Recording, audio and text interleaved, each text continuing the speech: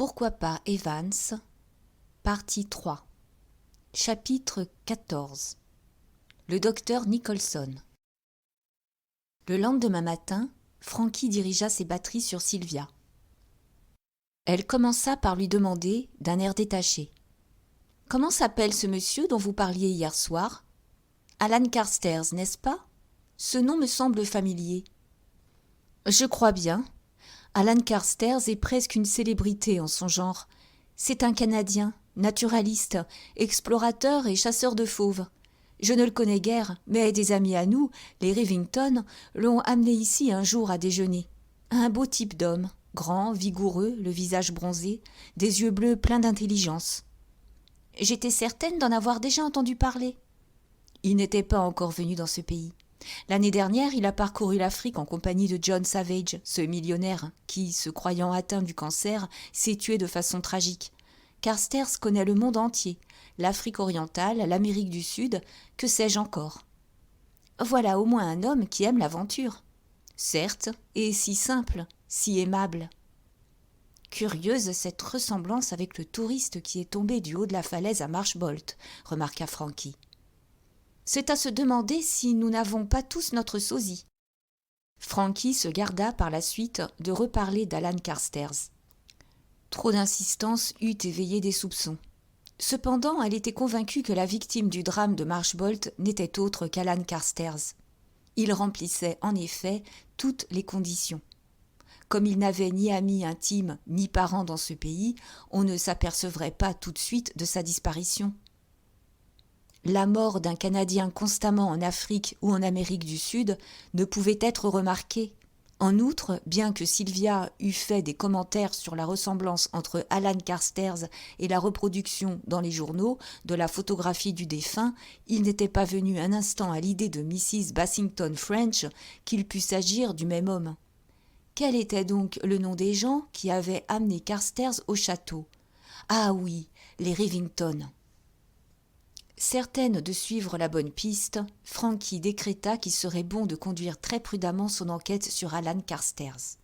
Sa pensée se reporta brusquement sur la phrase énigmatique qui avait été le point de départ de toute l'affaire. Evans. Qui était Evans ? Quel rôle jouait ce personnage dans le drame ? Le meurtrier était-il Roger Bassington French ? Frankie jugeait la chose impossible.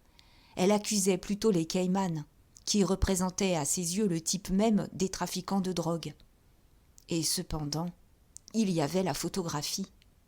Ce soir-là, le docteur Nicholson et sa femme étaient attendus à dîner. Frankie achevait sa toilette lorsqu'elle entendit le bruit d'une automobile devant la porte d'entrée. Sa fenêtre donnant sur le côté, elle jeta un coup d'œil au dehors. Un homme de haute stature descendait d'une Talbot bleu foncé. Frankie rentra vivement sa tête. Des pensées rapides traversaient son esprit. Carstairs était canadien, le docteur Nicholson également, et ce dernier conduisait une Talbot bleu foncé. Coïncidence singulière. Frankie descendit dîner.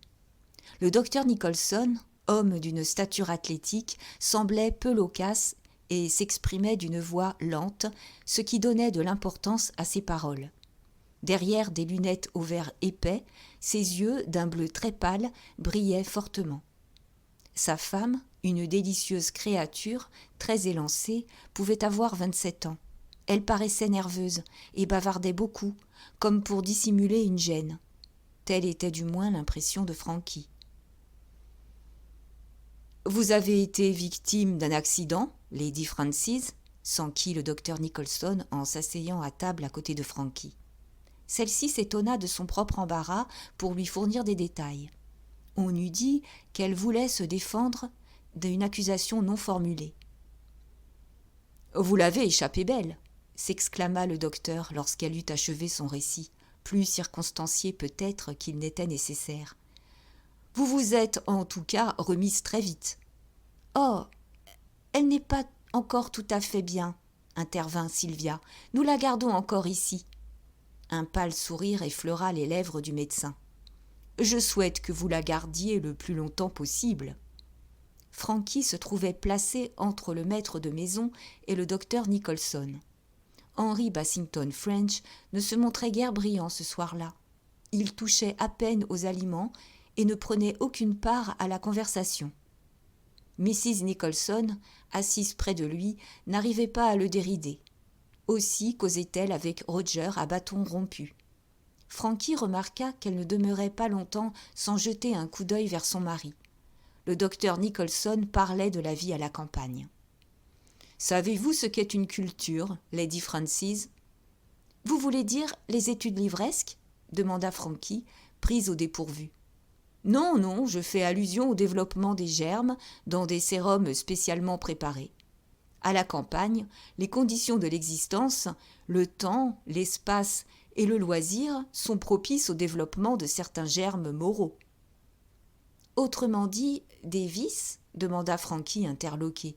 « Tout dépend de la qualité du germe cultivé. » Quelle conversation bizarre, pensait Frankie. Et pourquoi ces réflexions saugrenues ont-elles le pouvoir de m'intimider ? Elle déclara d'un ton dégagé. « Alors, je dois être en train de cultiver toutes sortes de mauvais penchants. » Il la considéra et lui répondit avec calme. « Oh non, je ne le crois pas, Lady Frances. Selon mon opinion, vous demeurerez toujours du côté de l'ordre et de la loi. » Soudain, Mrs. Nicholson déclara. « Mon mari se flatte de déchiffrer les caractères. » Le docteur approuva d'un signe de tête. « Tu as raison, Moira. De plus, je m'intéresse aux moindres détails. » Il se tourna vers Frankie. « Dans votre accident, une chose ne laisse pas de m'intriguer. »« Quoi donc ?» Le cœur de Frankie se mit à battre très fort. « Le médecin qui passait, celui qui vous a amené ici. Qu'avait-il à faire demi-tour à sa voiture avant de vous porter secours ? » « Je ne saisis pas. »« Vous ne pouviez pas vous en rendre compte, puisque vous étiez évanoui. Mais le jeune Reeves, le porteur de dépêche, descendait de Staveley à bicyclette et aucune voiture ne l'a dépassé. En arrivant au tournant, il voit l'accident et la voiture du médecin tourner dans le sens où lui-même allait, c'est-à-dire vers Londres. Vous suivez mon raisonnement ? Le médecin ne venait pas de Staveley, mais de la direction opposée. Donc, il avait descendu la côte et sa voiture aurait dû par conséquent filer vers Staveley. Point du tout. Il faut donc en conclure qu'il lui a fait faire un tour sur elle-même. À moins qu'il ne soit venu de Staveley quelque temps auparavant. Auquel cas, sa voiture stationnait alors que vous dévaliez la colline et vous l'auriez remarqué. Les pâles yeux bleus dévisageaient Frankie derrière les grosses lunettes. « Je ne m'en souviens nullement, » répondit Frankie. « Vous parlez comme un détective, » dit Mrs. Nicholson à son mari. « Tout cela pour un détail sans importance. »« Je vous répète que les détails m'intéressent, » appuya le médecin. Et il se tourna vers Sylvia et lui parla de son fils. Frankie fut grandement soulagé. Pourquoi l'avait-il questionné de la sorte ? Qui l'avait renseigné sur les menues péripéties de l'accident ? « Les détails m'intéressent », avait-il déclaré 2 fois. Que déduire de cette insistance ? Frankie se souvint alors de la Talbot bleu foncé et du fait que Carstairs était canadien. Décidément, le docteur Nicholson lui faisait mauvaise impression. Après le dîner, elle s'appliqua à l'éviter et demeura auprès de la jolie et délicate Mrs. Nicholson. Durant leur conversation, elle remarqua que la jeune femme regardait constamment son mari.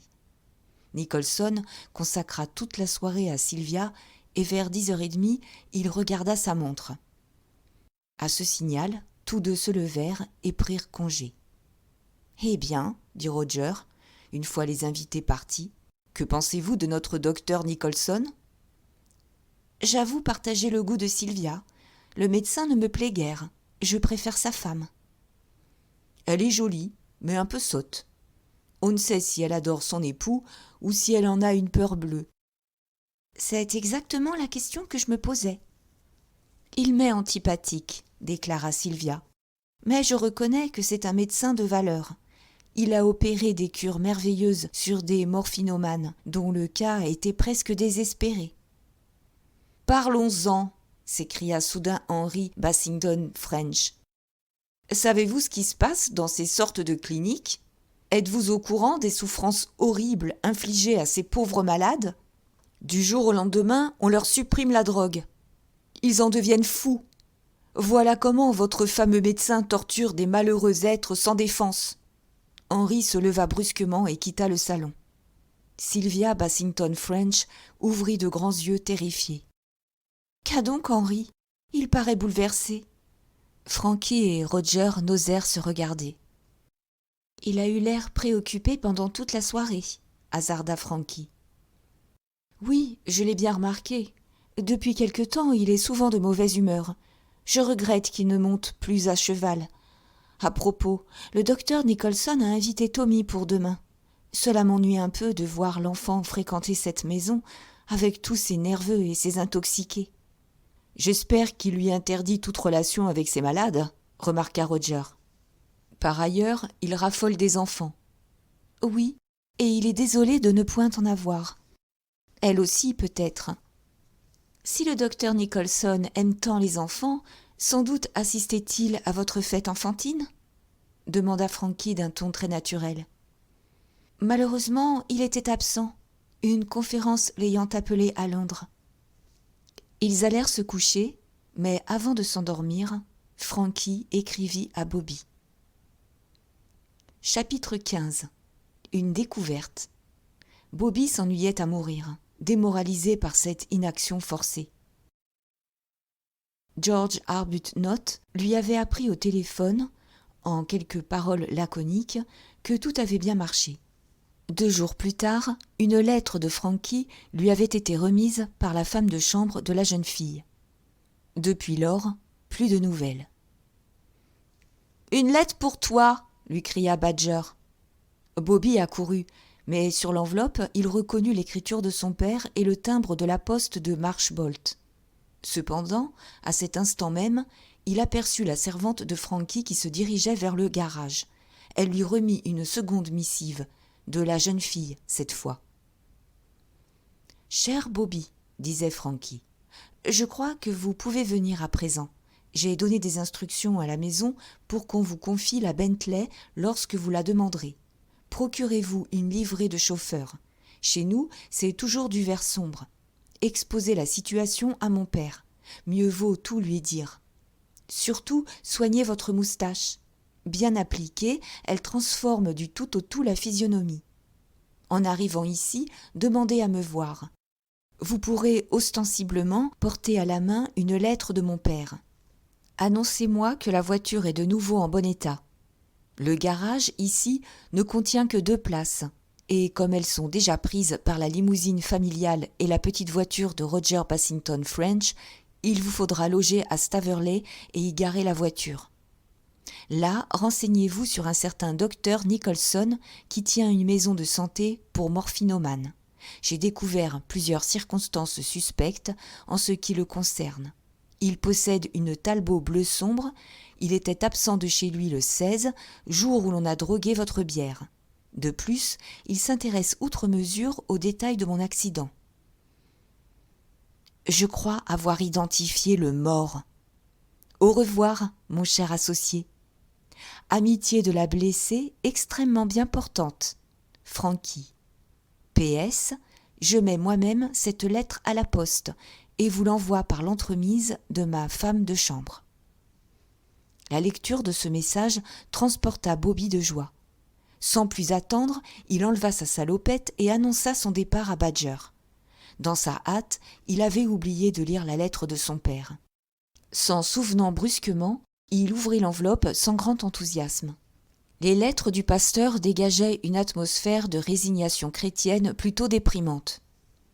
Le pasteur lui donnait des nouvelles de la vie quotidienne à Marshbolt, se plaignait de son organiste et s'étendait sur l'esprit antichrétien d'un de ses marguilliers. Il émettait le souhait que son fils s'efforçât d'aimer son travail et se comportât en homme, et restait pour toujours son père affectionné. Un post-scriptum suivait. « Quelqu'un est venu ici demander ton adresse à Londres. Je me trouvais absent et il n'a pas laissé son nom. Mrs. Robert dit que c'est un homme grand et voûté, avec un pince-nez. Il avait l'air navré de ne point te rencontrer et tient à te voir le plus tôt possible. Un homme grand, voûté, avec un pince-nez. Bobby repassa dans sa mémoire la liste de tous ses amis et connaissances. Aucun ne répondait à ce signalement. Soudain, un soupçon traversa son esprit. Ces mystérieux ennemis essayaient-ils de le retrouver ? Dans ce cas, comme Mrs. Roberts leur avait communiqué sa nouvelle adresse, ils pouvaient déjà monter la garde autour du garage. S'ils sortaient, ils seraient suivis, et en ce moment, ce serait risqué gros. « Badger » appela Bobby. « Qu'y a-t-il, mon vieux ? Approche !» Pendant 5 minutes, Bobby lui rabâcha ses instructions jusqu'à ce que l'autre les sût par cœur. Alors, seulement, Bobby monta dans une Fiat à 2 places d'un modèle datant de 1902 et partit à toute allure dans l'avenue. Il parqua la Fiat dans St. James Square et de là gagna son club, d'où il envoya quelques coups de téléphone et où, 2 heures plus tard environ, plusieurs colis furent livrés à son nom. Enfin, vers 3h30, un chauffeur en livrée vert sombre se rendit à pied à St. James Square et alla tout droit vers une énorme Bentley qui se trouvait là depuis une demi-heure. Le gardien du parc d'auto le salua. La personne qui avait laissé la voiture l'avait averti, en bégayant un tantinet, que son chauffeur viendrait sous peu la chercher. Bobby sortit sans encombre de St. James Square, tandis que la Fiat abandonnée attendait en vain son propriétaire. Malgré le léger tiraillement de sa lèvre supérieure, Bobby débordait de joie. Au lieu de filer tout de suite vers le sud, il prit la direction contraire. Ce n'était là qu'un surcroît de précaution. Quasi certain qu'on ne le suivait pas, il tourna bientôt à gauche et prit la route du Hampshire. Au moment où l'on venait de servir le thé à Merroway, une grosse Bentley s'engagea dans l'allée avec un chauffeur raide et compassé au volant. « Tiens, dit Frankie, voici ma voiture. » Elle se rendit à la porte d'entrée. « Bonjour, Hawkins, tout va bien ?» Le chauffeur porta la main à sa casquette. « Oui, milady, l'auto est complètement remise en état. »« C'est parfait. » Le chauffeur tendit une enveloppe à Frankie. « Voici de la part de sa seigneurie, milady. » Frankie prit la lettre. « Vous louerez une chambre à l'auberge des pêcheurs à la ligne, à Staveley, Hawkins. Demain matin, je vous donnerai un coup de téléphone, si j'ai besoin de la voiture. »« Bien, milady. » Bobby salua, fit demi-tour et descendit l'allée. « Quel dommage que la place nous manque au garage, » dit Sylvia. « Quelle superbe voiture !»« Avec ça, on peut faire de la vitesse, » remarqua Roger. L'expression de Roger demeurait impassible. Le contraire eût étonné Frankie. Elle-même n'eût point reconnu Bobby si elle l'avait rencontré par hasard. La petite moustache semblait si naturelle qu'ajoutée à l'allure raide, si peu habituelle chez le vrai Bobby, elle complétait à merveille le déguisement. De plus, Bobby avait changé le ton de sa voix. Et Frankie inclinait à croire que le jeune homme possédait plus de talent qu'elle lui en accordait d'ordinaire. Bobby s'était installé à l'auberge des pêcheurs à la ligne. Il lui appartenait à présent de jouer le rôle d'Edward Hawkins, chauffeur de Lady Frances Derwent. Bobby ignorait tout de la conduite des chauffeurs dans la vie privée. Toutefois, il s'imagina qu'une certaine morgue était de mise et agit en conséquence. Les regards admiratifs des jeunes servantes de l'auberge l'encouragèrent dans cette voie. Il ne tarda pas à découvrir que, pour le moment, l'accident de Frankie constituait un des principaux sujets de conversation à Staveley. Bobby se montra moins hautain envers le propriétaire de l'auberge et permit à ce brave homme de lui parler de l'affaire. « Le jeune Beeves se trouvait là. Il fut témoin de l'accident, » déclara M. Askew. Bobby bénit la propension naturelle des jeunes à l'exagération. Le fameux accident se trouvait ainsi certifié par un témoin oculaire. Le garçon croyait sa dernière heure venue. L'auto descendait droit sur lui, mais au lieu de l'écraser, elle alla se briser contre le mur. La jeune demoiselle peut s'estimer heureuse de n'avoir pas été tuée sur le coup. « Oh, plus d'une fois elle a vu la mort de près, » dit Bobby. « Pas possible. Elle a donc déjà été plusieurs fois victime d'accidents ? Elle s'en est toujours très bien tirée.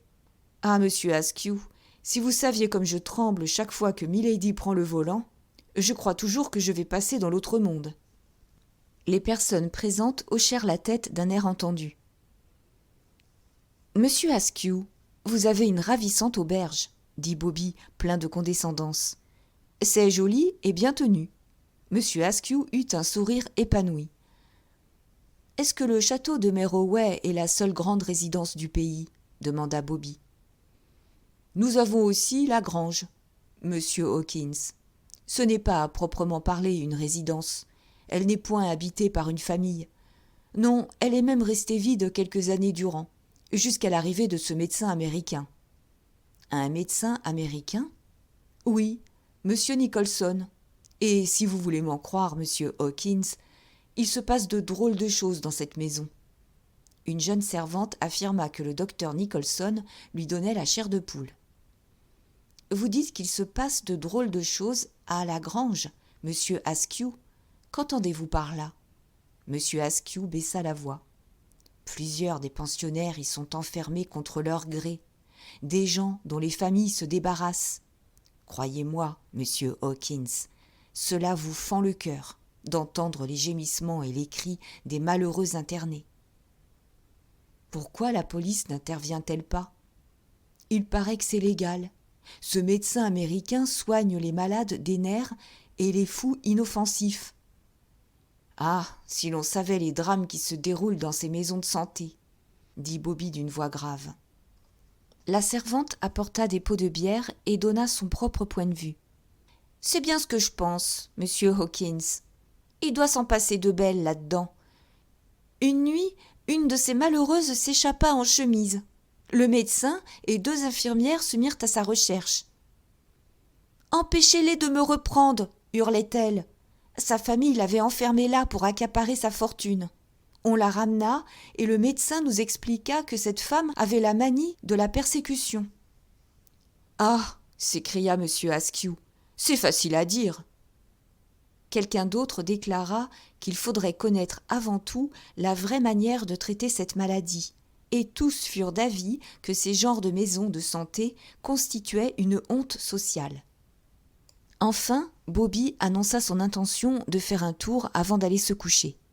Il savait que la grange se trouvait à l'autre bout du village, du côté opposé au château de Merroway. Il dirigea ses pas dans cette direction. Les propos qu'il avait entendus ce soir-là valaient la peine d'une petite enquête. Il jugea prudent de n'en pas croire la moitié. Si Nicholson tenait une maison de santé destinée aux malades s'adonnant à la drogue, rien d'étonnant qu'on entendît des cris et des gémissements. Cependant, l'histoire de la jeune femme échappée impressionnait Bobby de façon pénible. La grange était-elle réellement un endroit où l'on enfermait de force les gens ? Un certain nombre d'authentiques patients pouvaient y être traités comme trompe-l'œil. À ce point de ses réflexions, Bobby arriva devant un mur très élevé et vit une grille en fer forgé. Il s'approcha et tourna doucement la poignée. La porte était fermée à clé. Après tout, pourquoi pas ? Cependant, il eut l'impression de se trouver devant l'entrée d'une prison. Il fit encore quelques pas sur la route, mesurant du regard le mur. Serait-ce possible d'y grimper ? Le mur, très lisse, ne présentait aucune aspérité ni crevasse propice. Soudain, Bobby aperçut une petite porte. Sans grand espoir, il tenta de l'ouvrir. À sa surprise, elle céda. Un oubli, sans doute, songea Bobby. Il se glissa à l'intérieur de la propriété et ferma doucement la porte derrière lui.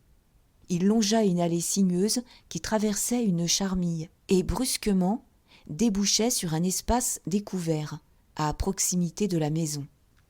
Il faisait une nuit splendide et Bobby avançait sous la pleine clarté lunaire. Une femme apparut au coin de la maison. Elle marchait avec précaution, regardant à droite et à gauche, de l'allure furtive d'une bête traquée, du moins Bobby le crut. Bientôt elle s'arrêta net et vacilla comme si elle allait tomber. Bobby se précipita pour la recevoir entre ses bras. Elle était blême et semblait épouvantée. Bobby s'efforça de la rassurer. « Ne craignez rien, je veille sur vous. » La jeune femme poussa un faible soupir. « J'ai peur, murmura-t-elle. « Peur de quoi ?» demanda Bobby. Elle ne fit que répéter « J'ai peur, j'ai peur !» Soudain, comme si elle avait entendu un pas, elle s'éloigna de Bobby. « Partez, partez vite !»« Je voudrais vous secourir. »« Est-ce vrai ?» Puis elle hocha la tête. « Personne ne peut me venir en aide. »« Je vais essayer.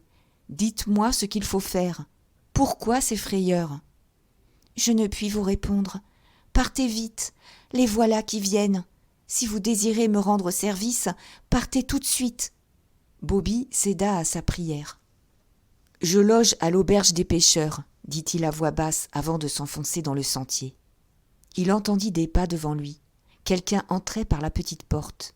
Bobby se dissimula dans les feuillages. Un homme passa en le frôlant, mais il faisait trop sombre dans la charmille pour qu'il pût distinguer ses traits. Quand l'homme eut passé, Bobby poursuivit son chemin, comprenant que, du moins pour cette nuit, il ne pouvait faire davantage. Les pensées tourbillonnaient dans sa tête. Il avait reconnu la femme, sans aucun doute possible. C'était l'original de la photo disparue si mystérieusement. Chapitre 16. Bobby devient avocat. « Monsieur Hawkins ?»« Oui, répondit Bobby qui déjeunait. On vous demande au téléphone. » Bobby but une gorgée de café, s'essuya les lèvres et se leva. Le téléphone était installé dans un petit couloir obscur. Il prit le récepteur. « Allô ?» disait la voix de Frankie. « Allô, Frankie ?» répondit la voix de Bobby. « C'est Lady Frances Derwent qui vous parle, » répliqua la voix d'un ton glacial. « C'est vous, Hawkins ?»« Oui, milady. »« J'aurais besoin de la voiture à 19h pour me rendre à Londres. »« Bien, milady. » Bobby raccrocha le récepteur. À l'autre bout du fil, Frankie, ayant également replacé le récepteur, se tourna vers Roger Bassington French et déclara « Quelle barbe d'aller à Londres aujourd'hui! Papa ne changera donc jamais ?»« Mais vous revenez ici ce soir ?»« Oui. »« J'étais sur le point de vous demander si vous vouliez me prendre dans votre voiture, » dit Roger. Frankie hésita une seconde avant de formuler sa réponse, avec une apparence de spontanéité. « Mais certainement. » Roger réfléchit. « Réflexion faite, je n'irai pas à Londres aujourd'hui. Henry paraît plus bizarre que d'habitude et je ne voudrais pas laisser Sylvia seule avec lui. »« Je comprends, » dit Frankie. « Conduisez-vous la Bentley ?» s'enquit Roger, comme il s'éloignait du téléphone. « Oui, mais j'emmène mon chauffeur. Je dois faire quelques courses dans les magasins et c'est assommant lorsqu'on conduit soi-même. On ne peut laisser la voiture n'importe où. » « Évidemment. » Au moment de partir, elle tendit sa main à Roger. Il la saisit et la garda un moment dans la sienne. « Vous reviendrez ce soir, n'est-ce pas ?» demanda-t-il avec insistance. Frankie éclata de rire. « Bien sûr. »« Surtout, n'ayez pas d'autres accidents. »« Je laisserai Hawkins tenir le volant, si vous le désirez. » Elle sauta à côté de Bobby, qui porta la main à sa casquette. La Bentley descendit l'allée et Roger, debout sur le perron, la regarda s'éloigner. « Bobby, » demanda Frankie, « croyez-vous possible que Roger s'amourache de moi ?»« Il est amoureux de vous ?» demanda Bobby distraitement. Frankie lui jeta un coup d'œil à la dérobée. « Avez-vous quelque chose à me raconter ?» lui demanda-t-elle. « J'ai découvert l'original de la photographie. »« Vous voulez dire la photo dont vous parliez tant et qui se trouvait dans la poche du mort ? » ?»« Oui. »« Bobby, moi aussi j'ai du nouveau à vous apprendre, mais rien d'aussi sensationnel. Où est cette dame ? » ?»« Dans la maison de santé du docteur Nicholson. »« Comment le savez-vous ? » Bobby relata les événements de la veille au soir. Frankie écoutait, frémissante d'intérêt. « Nous suivons donc la bonne piste, » s'exclama-t-elle. « Et le docteur Nicholson est mêlé à cette histoire. Bobby, cet homme me fait peur. »« Comment est-il ? » ?»« Oh, d'une stature imposante. Et il vous scrute derrière ses lunettes. Il vous donne l'impression de connaître votre vie entière. » Quand l'avez-vous rencontré ? Il est venu dîner à Merroway. Elle raconta les péripéties de ce dîner et parla de l'insistance avec laquelle le docteur Nicholson parla de l'accident. « Je crois bien qu'il soupçonne quelque chose, » conclut-elle. « Son souci des détails de l'accident paraît tout au moins singulier, » dit Bobby. « Voyons, Frankie, qui, à votre avis, est au fond de toute cette affaire ? » « Je me rangerai presque à votre première idée. Une bande de trafiquants de stupéfiants. » « Avec le docteur Nicholson comme chef ? » « Oui, cette maison de santé serait un trompe-l'œil ingénieux, lui permettant d'avoir légalement chez lui une ample provision de drogue. Tout en prétendant guérir des intoxiqués, il entretiendrait leurs vices. » « Tout cela semble assez plausible, » acquiesça Bobby. « Je ne vous ai pas encore parlé d'Henry Bassington French. » Bobby écouta avec attention le signalement donné par Frankie de son hôte. Elle le mit au courant des sautes d'humeur du morphinomane. « Sa femme ignore tout ? » ?»« Oui, j'en suis sûre. »« Quel genre de personne ? Intelligente ? » ?»« D'intelligence plutôt moyenne. Et pourtant, à certains points de vue, elle semble très fine. En somme, une femme simple et franche. »« Et notre Bassington French ? » ?»« Celui-là m'intrigue. Bobby, serait-il possible que nous nous fussions grossièrement trompés à son sujet ? » ?»« Non. Je vous le répète, dès le début, nous avons décelé sa traîtrise. » »« À propos de la photo ? » ?»« Parfaitement. Lui seul a pu glisser la photo de Mrs. Cayman à la place de l'autre. »« Je le sais, » dit Frankie, « mais à part cela, rien à lui reprocher. » »« N'est-ce pas suffisant ? » ?»« Évidemment. Et pourtant, écoutez, Bobby, j'ai l'intuition que cet homme est innocent, qu'il n'est point du tout mêlé à cette affaire. » Bobby lui répondit froidement. « Est-ce lui qui est amoureux de vous, ou vous qui êtes entiché de lui ?» Frankie piqua un léger phare. « Vous êtes absurde, Bobby. Je me demandais s'il n'y avait pas une explication plus simple à cette substitution de photographie. Voilà tout. »« Je n'en discerne aucune, surtout depuis que nous avons découvert la présence de la jeune personne dans le voisinage. Si au moins nous possédions quelques renseignements sur le défunt. » « Mais j'en ai. Comme je vous l'écrivais dans ma lettre, je suis presque certaine qu'il s'agit d'Alan Carstairs. » Elle se lança dans une longue explication. « Nous progressons en effet, » dit Bobby. « À présent, essayons de reconstituer le crime. Énumérons les faits pour essayer de définir à quel point nous en sommes. » Il se tut un moment, puis appuya sur l'accélérateur et reprit la parole. « Tout d'abord, admettons que vous êtes dans le vrai au sujet d'Alan Carstairs. Il remplit certes les conditions. Il a mené une vie aventureuse, il ne possédait que peu de relations en Angleterre et sa disparition devait passer quasi inaperçue. Jusque-là, tout va bien. Alan Carstairs vient à Staveley en compagnie de ses gens. Comment s'appelle-t-il donc ? Rivington. Voilà, je crois, une piste à suivre. Nous y penserons, assura Bobby. Carstairs se rend donc à Staveley avec les Rivington. Cela ne vous dit rien ? Supposez-vous qu'il eût demandé à ses amis de l'amener à Staveley ? Peut-être. Ou bien les Rivington l'ont invité et par hasard, il a vu cette jeune femme, comme le fait s'est produit pour moi-même.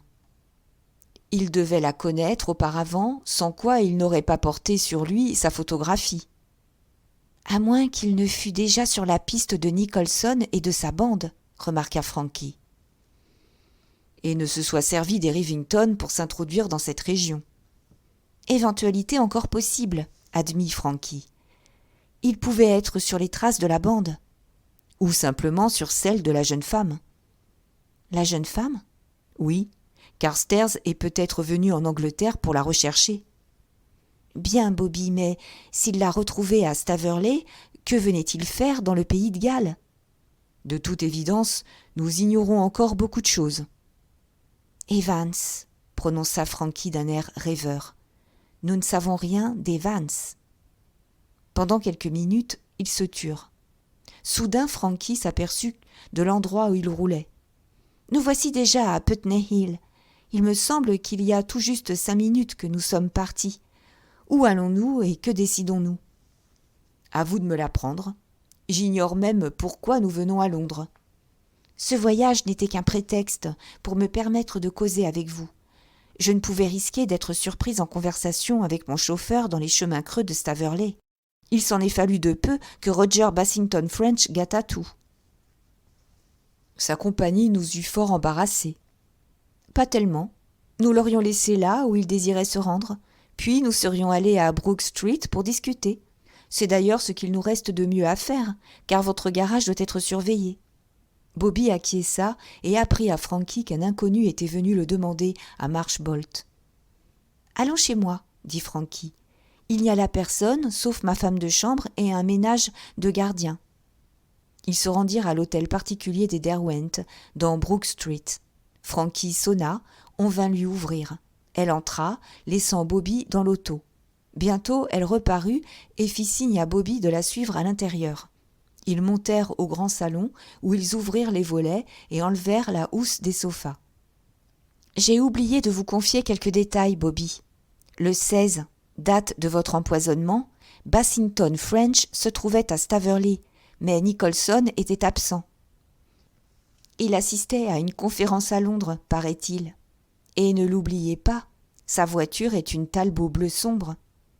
En outre, il peut se procurer de la morphine. » « Ce ne sont pas là des preuves absolues, » observa Frankie, « mais tout de même des coïncidences frappantes. » Elle se dirigea vers une petite table et revint avec un annuaire du téléphone. « Que faites-vous » lui demanda Bobby. « Je cherche le nom de Rivington. » Rapidement, elle tournait les pages. A. Rivington et fils, entrepreneur. B.A.G. Rivington, chirurgien dentiste. D. Rivington, nom Miss Florence Rivington, colonel H. Rivington, ce serait plutôt celui-ci. Tit Street, Chelsea. Elle poursuivit. Voici un monsieur R. Rivington, Onslow Square, et un William Rivington à Hampstead. Mais j'inclinerais plutôt pour les Rivington de Tit Street et d'Onslow Square. Allons les voir sans tarder. Parfait, mais que leur dire ? Frankie, inventez un ou deux jolis mensonges. Je ne vaux rien à ce petit jeu-là. Frankie réfléchit un instant. Il faudra vous charger de cette visite, Bobby. Croyez-vous pouvoir assumer le rôle d'un jeune associé d'une étude d'avoué ? Voilà du moins un rôle convenable, approuva Bobby. Je craignais que vous ne me demandiez pis. Cependant, d'ordinaire, les gens de loi ne se dérangent pas en personne. Ils écrivent et donnent rendez-vous à leurs clients dans leur cabinet de travail. Notre étude sort de l'ordinaire. Attendez une minute. Elle quitta la pièce et revint tenant une carte. Monsieur Frédéric Spragge, dit-elle, tendant le Bristol à Bobby.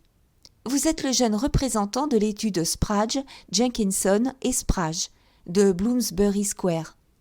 Avez-vous inventé cette firme, Frankie ? Pas du tout. Ce sont les avoués de papa. Et s'ils me poursuivent pour faux et usage de faux ? Pas de danger. D'abord, il n'y a pas de jeune Spragge. L'unique Spragge du nom doit être septuagénaire et me témoigne une vive amitié. S'il y a des histoires, je m'arrangerai avec lui. Et les vêtements ? Faut-il téléphoner à Badger de m'en apporter ? Frankie hésita quelques secondes. Je me demande s'il ne serait pas préférable, en la circonstance, de faire appel à la garde-robe de papa. Vous êtes à peu près de la même taille que lui. Un quart d'heure plus tard, Bobby, vêtu d'un veston noir et d'un pantalon à rayures d'une coupe parfaite et qui lui allait passablement bien, s'examinait dans la glace de Lord Marchington. « Votre père s'habille à ravir, » dit Bobby. Soutenu moralement par cette ancienne firme d'avoués dont vous me nommez d'office l'associé, je déborde d'assurance. Sans doute faudra-t-il conserver votre moustache ? Elle ne veut plus me quitter, observa Bobby. D'ailleurs, cette œuvre d'art ne pourrait être refaite à la hâte. Ne l'enlevez donc pas. Encore qu'à mon avis, un visage glabre conviendrait mieux pour un homme de loi. En tout cas, je la préfère à une barbe. Dites donc, Frankie, votre père pourrait-il me prêter un chapeau ? Chapitre 17. Mrs. Rivington raconte. Avant de quitter le salon, Bobby hésita. Et si ce monsieur R. Rivington d'Onslow Square était lui-même avoué, quelle gaffe! Essayez d'abord le colonel de Tite Street, lui conseilla Frankie. Il ne doit pas connaître les usages des avoués. Bobby prit un taxi pour Tite Street. Le colonel était sorti, mais Mrs. Rivington se trouvait chez elle. Bobby remit à une accorte servante la carte où ces mots étaient tracés. De la part de messieurs Spragge, Jenkinson et Spragge. Très urgent. Le Bristol et le costume de Lord Marchington produisirent leur effet sur la femme de chambre. Bobby fut introduit dans un salon aux meubles magnifiques et bientôt Mrs. Rivington, habillée avec élégance par un grand couturier, le visage artistement maquillé, se présenta.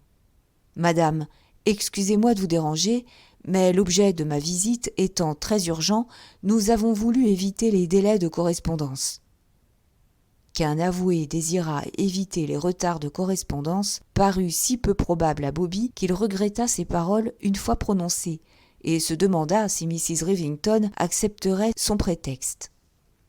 Mrs. Rivington, femme d'un esprit superficiel, prenait pour argent comptant tout ce que le premier venu voulait bien lui raconter. « Asseyez-vous, je vous prie, monsieur. Je viens à l'instant de recevoir un coup de téléphone de l'étude m'annonçant votre visite. » En son fort intérieur, Bobby félicita Frankie de cette ingénieuse idée. Il s'assit et s'efforça de prendre une attitude juridique. « Il s'agit de notre client, monsieur Alan Carstairs. »« Ah ?» ?»« Il vous a peut-être dit que nous nous occupions de ses intérêts. »« Ah ?» ?»« C'est bien possible, » prononça Mrs. Rivington, écarquillant ses grands yeux bleus. « En tout cas, je vous connais. N'est-ce pas vous qui avez défendu Dolly Maltravers lorsqu'elle tua cet horrible couturier ? Vous devez savoir tous les détails. » Elle le considérait avec une curiosité non feinte. Bobby comprit que Mrs. Rivington, très impressionnable, tomberait facilement dans le panneau. « Nous savons maintes choses qui ne parviennent jamais aux oreilles du tribunal, » répondit-il en souriant. « Oh, je pense bien. Alors dites-moi, est-il bien vrai qu'elle était habillée comme le déclarait le témoin ? » Au tribunal, on a prétendu que c'était faux. Je comprends. Mrs. Rivington nageait dans le ravissement. Constatant qu'il était maître de la situation, Bobby aborda le sujet qui l'amenait. Vous savez peut-être que M. Carstairs a quitté brusquement l'Angleterre. Mrs. Rivington hocha la tête. Ah bah, je l'ignorais. Il y a longtemps que nous ne l'avons vu. Vous a-t-il dit combien de temps il comptait rester dans ce pays ? Il pouvait y demeurer 1 semaine ou 2, aussi bien que 6 mois ou 1 an. Où était-il descendu ? À l'hôtel Savoy. Quand l'avez-vous vu la dernière fois ? Il y a environ 3 semaines, 1 mois. Je ne me souviens pas au juste. L'avez-vous amené un jour à Staveley ? Certainement. Il me semble même que c'est la dernière fois que nous l'avons rencontré. Il nous téléphona pour nous demander quand il pourrait nous rendre visite. Il venait d'arriver à Londres. Mon mari était fort ennuyé, car le lendemain nous partions pour l'Écosse. Et ce jour-là même, nous déjeunions à Staveley avec les Bassington French. Le soir, nous devions dîner chez des gens dont nous ne pouvions refuser l'invitation. Hubert, désirant à tout prix voir Carstairs, qui est un de ses grands amis, je lui dis « Pourquoi n'emmènerions-nous pas Carstairs avec nous, chez les Bassington French ?»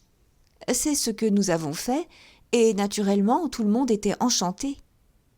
Vous a-t-il donné les raisons de son voyage en Angleterre ? Non. Ah si, c'était à propos de son ami, le millionnaire qui est mort, de façon si tragique. Un médecin lui ayant révélé qu'il était atteint du cancer, il s'est suicidé. Il eût mieux valu laisser ignorer aux malades la nature de sa maladie, d'autant plus que les médecins peuvent se tromper. Ainsi, le nôtre soignait ma fillette pour la rougeole, et en fin de compte, elle avait simplement des boutons de chaleur. J'ai dit à Hubert que j'allais changer de médecin. Sans attacher d'importance à l'opinion de Mrs. Rivington sur les médecins, Bobby revint à ses moutons. Monsieur Carstairs connaissait-il intimement les Bassington French ? Non, mais je crois qu'il lui était sympathique. Pourtant, il se montra taciturne durant le retour. Peut-être quelque chose l'avait-il choqué dans la conversation. C'est un Canadien, vous savez, et les Canadiens sont susceptibles. S'est-il promené dans les environs ? Pas du tout. Y avait-il d'autres invités chez les Bassington French ? A-t-il rencontré des gens du voisinage ? Non, il n'y avait que nous et eux-mêmes. Mais attendez, je me rappelle... Quoi ? Qu'il a posé nombre de questions sur des personnes habitant dans les parages. Comment s'appelle-t-elle ? Je ne m'en souviens plus. Lui est un médecin ou quelque chose de ce genre. Le docteur Nicholson ? Oui, c'est ce nom-là. Carstairs demanda toutes sortes de détails sur la femme de ce médecin et voulut savoir depuis quand ils étaient installés dans le pays. Cela me parut assez drôle, attendu qu'il ne les connaissait ni d'Ève ni d'Adam, et que la curiosité est son moindre défaut. Peut-être, après tout, songeait-il simplement à alimenter la conversation. Bobby se rangea à cet avis et désira savoir comment on est venu à parler des Nicholson. Mais Mrs. Rivington fut incapable de le renseigner. Elle était sortie dans le jardin en compagnie de Roger Bassington French, et à leur retour, ils avaient trouvé les autres discutant au sujet des Nicholson. « Quels renseignements voulez-vous donc avoir sur le compte de M. Carstairs ? » Je désirerais connaître son adresse. Comme vous le savez, nous nous occupons de ses intérêts et nous avons reçu un câble de New York nous informant que le dollar subit de sérieuses fluctuations actuellement. Nous voudrions lui demander ses instructions. Il a omis de nous laisser son adresse. L'ayant entendu dire que vous comptiez parmi ses amis, nous avons pensé que vous pourriez avoir de ses nouvelles. Je comprends, mais il ne nous a pas écrit. Madame, je m'excuse d'avoir abusé ainsi de vos instants, dit Bobby en se levant. Pas du tout, pas du tout. Tout va bien, pensa le jeune homme en descendant Tate Street. Cette charmante écervelée de Mrs. Rivington ne se doutera jamais pourquoi je me suis rendu chez elle, alors qu'il m'eût été si simple de téléphoner pour demander l'adresse de leur ami Carstairs. De retour dans Brook Street, Bobby et Frankie examinèrent la situation sous toutes ses faces. Seul le hasard, semble-t-il, a conduit Carstairs chez les Bassington French, dit Frankie d'un air pensif. Je le sais. Mais une fois là, une remarque quelconque a attiré son attention sur les Nicholson. Ainsi Nicholson serait au fond de tout ce mystère, et non les Bassington French ? Bobby la regarda. « Vous tenez par-dessus tout à innocenter votre héros, observa-t-il d'un ton glacial. Mon cher, je ne fais qu'interpréter votre rapport. C'est en entendant parler de Nicholson et de sa maison de santé que Carstairs s'est ému. Et c'est tout bonnement le hasard, admettez-le, qui l'a introduit dans la demeure des Bassington French. On le dirait en effet. Pourquoi on le dirait ? Parce que je discerne une autre explication. Carstairs a pu découvrir que les Rivington se rendaient ce jour-là chez les Bassington French, soit au cours d'une conversation, soit par une phrase surprise au restaurant du Savoy. Il leur téléphone, veut absolument les voir, et l'événement qu'il escomptait se produit. Ses amis sont très pris, mais tiennent tant à sa compagnie qu'ils décident de l'emmener au pays de Galles. Les Bassington French ne s'en formaliseront pas, et tout se passe selon ses prévisions. C'est possible, mais c'est une méthode bien hasardeuse. Pas plus hasardeuse que celle que vous avez suivie pour votre accident. Mon accident tenait de la manière forte et directe. Bobby se dépouilla des vêtements de Lord Marchington et les replaça là où il les avait trouvés. Puis il endossa de nouveau sa livrée de chauffeur et, une fois de plus, ils reprirent la route de Staveley. Si Roger s'était pris de ma personne, dit Frankie d'un ton sérieux, il sera heureux de me voir si vite de retour. Il croira que je ne puis souffrir d'être séparé de lui. C'est la pure vérité. Ne prétend-on point que les pires criminels possèdent un attrait irrésistible ? Je ne puis croire à sa culpabilité. Vous ne sauriez tout de même oublier la photo. Frankie haussa les épaules. Bobby monta l'allée du parc de Merroway, bouche cousue. Devant le perron, Frankie sauta de la voiture et rentra dans la maison sans jeter un regard en arrière. Bobby s'éloigna. Tout était plongé dans le silence. Un coup d'œil à la pendule apprit à Frankie qu'il était 2h30. « Ils ne m'attendent pas si tôt, » pensa la jeune fille. « Où peuvent-ils bien être ?» Elle ouvrit la porte de la bibliothèque et entra, mais s'arrêta brusquement sur le seuil. Le docteur Nicholson, assis sur le sofa, tenait les 2 mains de Sylvia Bassington French dans les siennes. Sylvia se leva d'un bond et traversa la pièce dans la direction de Frankie. « C'est horrible ! Il m'a tout appris !» lança-t-elle d'une voix étranglée. Elle cacha son visage entre ses mains et sortit en courant. Le docteur Nicholson s'était levé. Frankie fit un pas vers lui. Leurs regards se croisèrent. « Pauvre femme !» soupira-t-il. « Le coup a été terrible. » Les coins de sa bouche se tordirent, et un instant, Frankie crut qu'il riait, quand soudain elle devina chez cet homme une émotion toute différente. Il contenait sa colère sous un masque de courtoisie indifférente, mais ne parvenait point à la dissimuler tout à fait.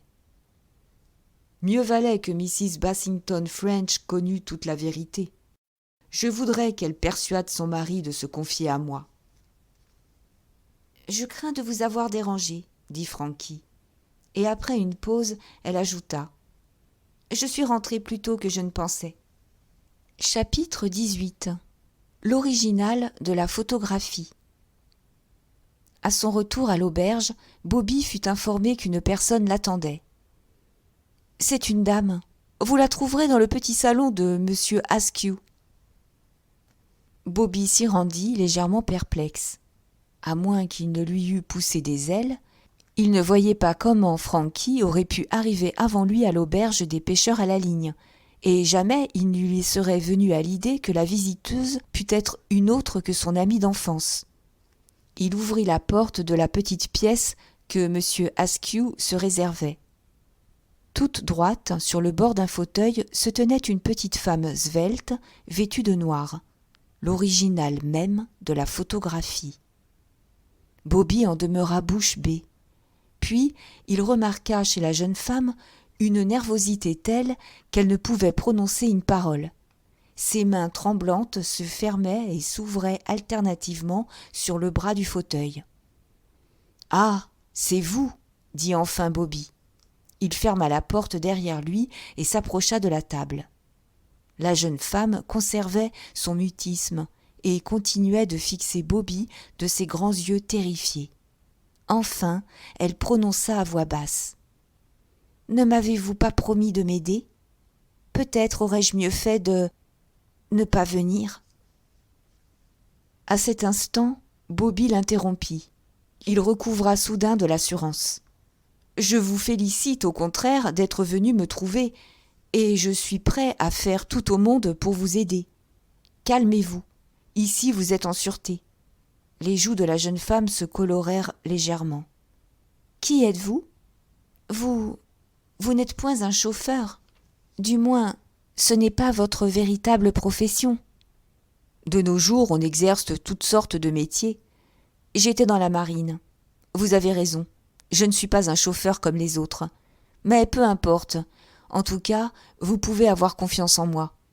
Et me raconter tous vos ennuis. » Elle rougit encore davantage.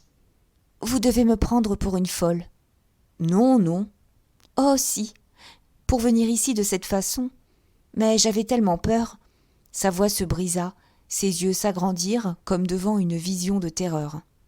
Bobby lui saisit la main. « Tranquillisez-vous. Tout ira bien. À présent, vous êtes sous la protection d'un ami. Rien de mal ne peut vous arriver. » Elle lui répondit par une pression de ses doigts. « Lorsque l'autre soir, vous vous êtes avancé sous le clair de lune, ce fut pour moi un rêve de délivrance. J'ignorais qui vous étiez, d'où vous veniez, mais votre vue m'a redonné de l'espoir, et j'ai résolu de vous revoir pour tout vous apprendre. À la bonne heure. Parlez, racontez-moi tout. » Elle retira brusquement sa main. « Vous allez croire que je déraisonne, que je finis par ressembler aux malades qui m'entourent. Non, je vous l'assure. Tout cela paraît si invraisemblable. Je saurais que c'est la vérité. Parlez, je vous en prie. » Elle s'éloigna légèrement de lui. Ses yeux regardèrent droit devant elle. Ses mains tremblaient. « Voici. J'ai peur que l'on me tue. »« On veut vous tuer ?»« Oui. Cela vous semble incroyable, n'est-ce pas ? Vous me soupçonnez d'être atteinte de la manie, de la persécution ? » ?»« Non. »« Qui en veut à votre vie ? Et pour quelle raison ?» Elle garda le silence quelques instants, puis elle dit à voix basse. « Mon mari. »« Votre mari ? Qui est votre mari ? » ?»« Vous ne le savez pas ? » ?»« Je n'en ai pas la moindre idée. »« Je suis Moira Nicholson, la femme du docteur Nicholson. » Bobby domina son étonnement. « Et il veut vous tuer ? Vous en êtes certaine ? » ?»« Je vous l'assure. Je le lis dans ses yeux lorsqu'il me regarde. De plus, il se passe de drôles de choses. Des accidents. »« Des accidents ? » ?»« Oui, ne me prenez pas pour une folle et ne croyez pas que j'invente. » Il a fait reculer la voiture alors que je me trouvais derrière. Je n'ai eu que le temps de sauter de côté. Une autre fois, il s'est trompé de flacon en me donnant une potion. Oh, ce sont de légers incidents, des faits auxquels les gens n'attacheraient guère d'importance, mais je sais qu'ils sont voulus. Je suis constamment sur le qui-vive, les nerfs tendus, pour épier autour de moi et sauver ma vie. Pourquoi votre mari veut-il se débarrasser de vous ? Bobby ne s'attendait guère à la réponse que donna sans hésiter Moira Nicholson. Pour épouser Sylvia Bassington French. Mais elle est déjà mariée. Je le sais, mais il arrangera les choses. Comment cela ? Je l'ignore. Toujours est-il qu'il essaie de faire entrer M. Bassington French chez lui en qualité de malade. Et alors ? Sait-on ce qu'il peut se passer ensuite ? Il exerce une forte influence sur M. Bassington French. Je n'en connais pas la raison. Bassington French s'adonne à la morphine. C'est sûrement cela. Mon mari doit lui en procurer. Elle lui arrive par la poste ? Sans doute. Mon mari ne lui en fournit pas directement. Il est très rusé. M. Bassington French ignore sans doute d'où lui viennent réellement les envois. Il se laissera enfermer à la grange pour se guérir. Mais, une fois là, il se passe de bizarres choses à la maison de santé, vous savez. Les gens viennent pour améliorer leur état et, en réalité, ils vont de mal en pis. Tandis qu'elle parlait, Bobby avait l'impression de jeter un coup d'œil dans un monde maudit. Il partagea un peu de la terreur où avait vécu Moira Nicholson. « Vous disiez que votre mari voulait épouser Sylvia Bassington French ? » ?»« Oui, il en est follement épris. »« Et elle ? » ?»« Je ne sais pas. C'est une personne assez difficile à comprendre. Elle a l'air d'aimer son mari et son enfant et de se plaire dans l'existence paisible qu'elle mène. Mais parfois, je ne la trouve pas aussi simple qu'elle paraît, et je me demande si elle ne joue pas la comédie. Sans doute est-ce simple imagination de ma part. Quand on vit dans un établissement comme la Grange, on finit par perdre le jugement. Que savez-vous de Roger, le frère ? Je ne le connais pas beaucoup. Il semble gentil, mais facile à duper. Il se laisse prendre dans les filets de Jasper, qui se sert de lui pour pousser Bassington French à se faire soigner à la Grange. Empêchez-le de réaliser ce projet. S'il vient à la Grange, sa vie est en danger. Bobby se tut quelques secondes, songeant à l'histoire surprenante qu'il venait d'entendre. « Y a-t-il longtemps que vous avez épousé Nicholson ? » ?»« Juste 1 an. »« N'avez-vous jamais pensé à le quitter ? » ?»« Sans argent, comment le pourrais-je ? Si je me réfugiais chez des amis, que leur raconterais-je ? Que mon mari voulait me tuer ? Il ne croirait pas à une histoire aussi fantastique. »« J'y crois bien, moi. » Bobby hésita un moment et demanda à brûle-pourpoint. « Je vais vous poser une question. Connaissez-vous un nommé Alan Carstairs ? » Il vit ses joues s'empourprer. Pourquoi cette question ? Parce qu'il est très important que je sache la vérité. Selon moi, vous connaissez Alan Carstairs et lui avez remis votre photographie. Les yeux baissés, elle hésitait à répondre. Puis, elle leva la tête et regarda Bobby bien en face. « C'est vrai. Vous le connaissiez avant votre mariage ? » ?»« Oui. » »« Est-il venu vous voir ici ? » ?»« Une fois seulement. » »« Il y a environ 1 mois ? » ?»« Oui, c'est cela. » »« Il savait que vous habitiez ce pays ? » ?»« J'ignore comment il l'a appris. Je ne le lui avais pas dit. Je ne lui ai même jamais écrit depuis mon mariage. » »« Votre mari a-t-il eu connaissance de sa visite ? » ?»« Non. » »« Vous le croyez, mais il est peut-être au courant de tout. » »« En tout cas, il ne m'en a pas dit un mot. » »« Avez-vous parlé à Carstairs de votre mari ? Lui avez-vous fait part de vos craintes personnelles ? » ?»« Jusque-là, je ne soupçonnais encore rien. » »« Mais vous étiez malheureuse. » »« Oui. » »« Et vous le lui avez dit ? » ?»« Non, je ne voulais pas lui montrer que mon ménage allait mal. » »« Il s'en est peut-être aperçu. » »« C'est possible. » »« Croyez-vous ? Je ne sais comment m'exprimer. Croyez-vous qu'il ait su les agissements de votre mari et soupçonné par exemple que sa maison de santé est loin de remplir les conditions qu'on attendrait d'elle ? Elle fronça les sourcils dans un effort de réflexion. C'est encore possible. Il m'a posé 1 ou 2 questions, mais je doute qu'il ait réellement pu deviner quelque chose. Bobby demeura silencieux pendant 1 minute, puis demanda : « Votre mari est-il jaloux ? » À la surprise de Bobby, elle répondit : « Oui, très jaloux. »« Jaloux de vous ? » ?»« Oui, bien qu'il ne m'aime pas. Il me considère comme sa propriété, son bien. Oh, c'est un homme étrange, très étrange. » Elle fut secouée d'un frisson et demanda brusquement : « Vous n'appartenez pas à la police, au moins ? » ?»« Moi ? Pas du tout. »« Je le craignais. Je veux dire, vous êtes le chauffeur de Lady Frances Derwent, n'est-ce pas ? L'aubergiste me l'a appris. J'ai rencontré Lady Frances l'autre soir à dîner. »« Je le sais. Il faut absolument que nous la voyions. Je ne puis lui parler librement au téléphone, mais peut-être pourriez-vous lui fixer un rendez-vous quelque part au dehors ? » ?»« Certainement. Je comprends que tout ceci vous paraisse bizarre, mais vous différerez d'avis quand je vous aurai tout expliqué. Tout d'abord, il est essentiel que nous ayons une entrevue avec Frankie le plus tôt possible. » Moira se leva. Très bien. La main sur la poignée de la porte, elle hésita.